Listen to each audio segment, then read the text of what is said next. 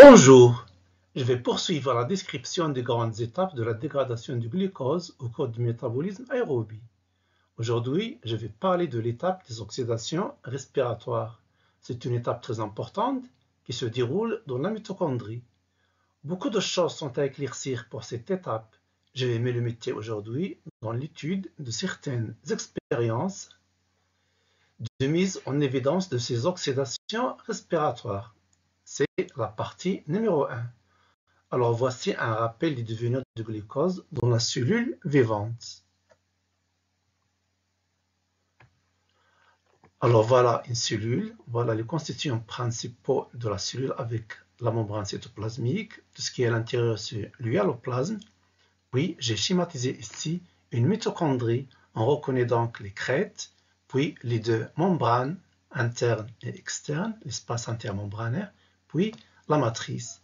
Cette tache bleue, c'est le noyau. Donc ici, j'ai le milieu extérieur, tout ce qui entoure la cellule de l'extérieur.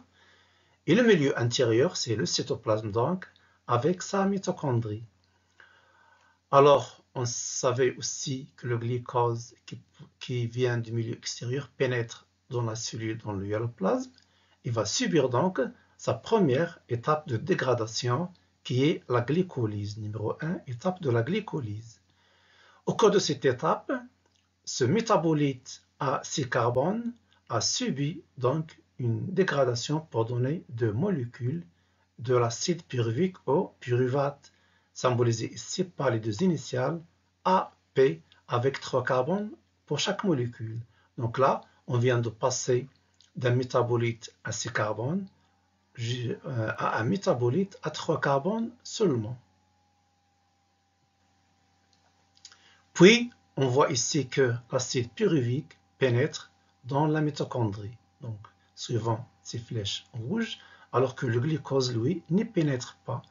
À l'intérieur de cette mitochondrie, l'acide pyruvique à 3 carbones va continuer à subir une dégradation et va donner le dioxyde de carbone qui va sortir vers le hyaloplasme, puis vers le milieu extérieur.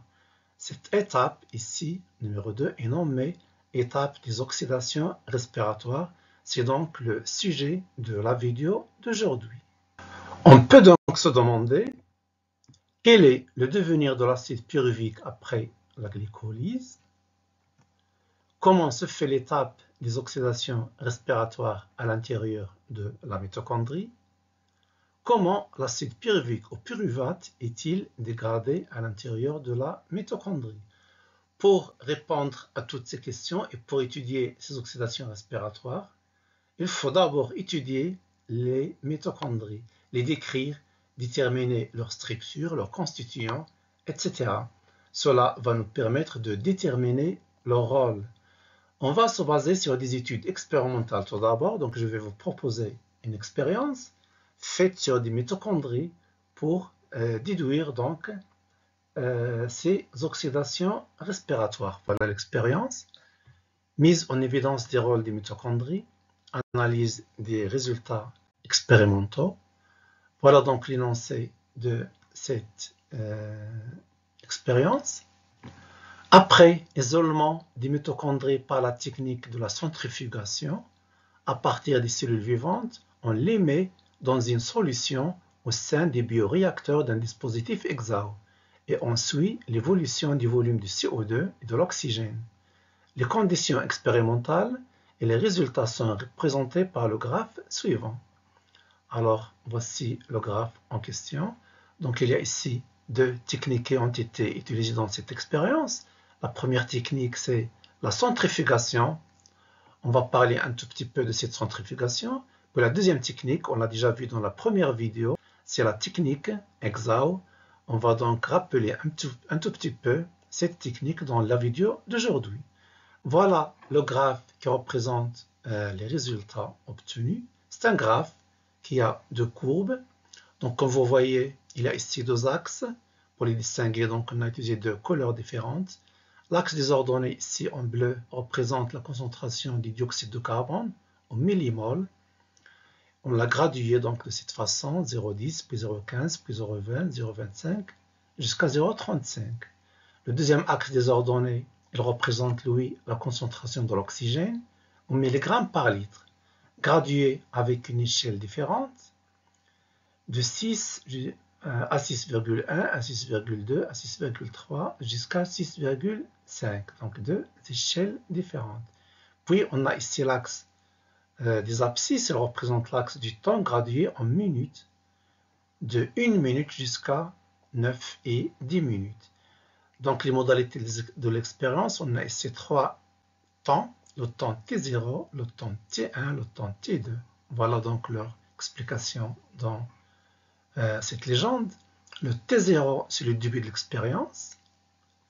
Le T1, c'est l'instant de l'injection du glucose. Donc on a injecté une quantité de glucose dans le bioréacteur. Et le T2, c'est l'instant de l'injection du pyruvate. Donc ici, on a injecté une quantité d'acide pyruvique dans le bioréacteur.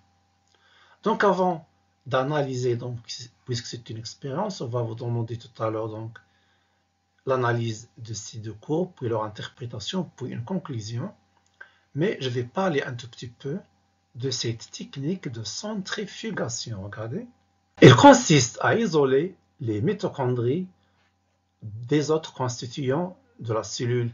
Les chercheurs doivent travailler sur des mitochondries isolées et non pas sur des cellules vivantes. Alors, elle consiste à broyer plusieurs cellules dans un même milieu ici.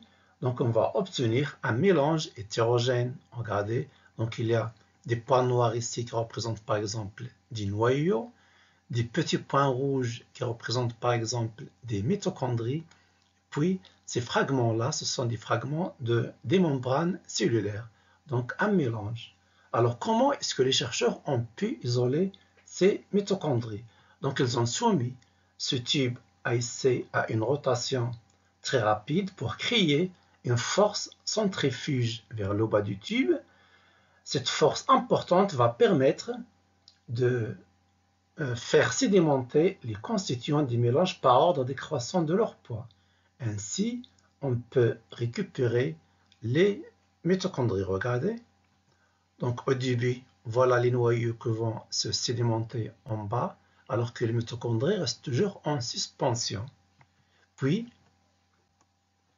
dépôt du noyau. Puis, dernière étape, on va obtenir des mitochondries qui sont déposées en bas du tube. Et comme ça, donc, on peut recueillir ces mitochondries, les mettre dans le bioréacteur d'un dispositif Exao pour les étudier. Voilà ici dépôt des mitochondries. Maintenant, un petit rappel sur la technique Exao. On a besoin d'un bioréacteur dans lequel on va mettre donc cette suspension de mitochondries. Voilà. Puis on va mettre dans ce bioréacteur des sondes. Ici, on a besoin de deux sondes, une sonde à oxygène et une sonde à dioxyde de carbone. Rappelez-vous aussi, le dispositif Exao contient une interface qui va être reliée au bioréacteur, ici surtout aux sondes à oxygène et à dioxyde de carbone, pas des fils électriques. Cette interface est reliée aussi à un ordinateur par des fils électriques aussi, comme on voit ici. Alors, on va suivre donc les variations des taux de l'oxygène et du CO2 directement sur l'écran de l'ordinateur sous forme de graphes et de courbes. Ce sont les graphes qu'on vient de voir. Donc, je vous rappelle donc que vous allez chercher à analyser ces graphes, puis à donner une interprétation, puis tout à l'heure à aboutir à une conclusion. Alors, je reviens sur les graphes de tout à l'heure. Voilà donc, on va commencer à analyser chacune des deux courbes. Alors, je commence par cette courbe en rouge qui représente la concentration en oxygène en milligrammes par litre. Donc, au début de l'expérience à T0, le bioréacteur contient une quantité importante de l'oxygène. Après avoir ajouté le glucose en T1, on observe que le taux de l'oxygène n'a pas varié, il reste toujours stable. Mais après avoir ajouté le pyruvate à l'instant T2, on voit très bien que le taux d'oxygène commence à diminuer progressivement. Il était dans l'ordre de 6,45 ici presque. Donc, pour estimer le taux de l'oxygène, on doit utiliser cet axe. C'est l'axe de l'oxygène, donc on a presque 6,45. Ce taux, cette concentration diminue jusqu'à à peu près 6,25 mg par litre. Parallèlement à ces variations de l'oxygène, on peut aussi observer des variations pour le CO2, dioxyde de carbone, au début donc presque 0,09. Après avoir ajouté le glucose en T1, toujours la quantité de CO2 reste constante, mais après avoir ajouté le pyruvate et après un petit instant, la quantité de CO2 commence à augmenter progressivement. On passe à environ, ici on doit utiliser cet axe, à environ 0,3 mmol par litre. Alors voilà, je récapitule cette analyse. Donc, avant et après l'ajout de glucose en T1, le volume d'oxygène dans le bioréacteur est stable et élevé, environ 6,45. C'est ici. Milligrammes par litre, et le volume de CO2 reste aussi stable mais faible, à environ 0,1 mmol par litre.